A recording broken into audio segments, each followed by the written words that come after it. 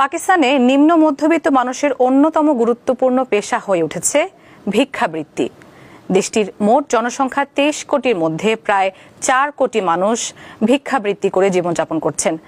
পাকিস্তানিরা কেবল তাদের দেশেই ভিক্ষা করছে না, বিশ্বের বিভিন্ন দেশেও তারা এই পেশা অবলম্বন করছেন।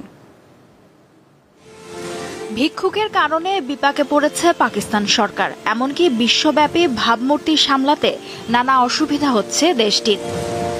পাকিস্তানের সংবাদপত্র ডনের প্রতিবেদন অনুযায়ী দেশটির মোট জনসংখ্যার 3.8 কোটি পেশাদার ভিক্ষুক রয়েছে। একজন ভিক্ষুকের প্রতিদিন গড় আয় 850 পাকিস্তানি রুপি। ভিক্ষুকরা প্রতিদিন 32 বিলিয়ন রুপি ভিক্ষা পান বলে জানা গেছে, যা মার্কিন ডলারে ভিক্ষুকদের বার্ষিক আয় 42 বিলিয়ন ডলার। প্রতিবেদনে বলা হয়েছে প্রায় 4 কোটি মানুষ কাজ না করেই বার্ষিক 42 বিলিয়ন ডলার আয় করছেন।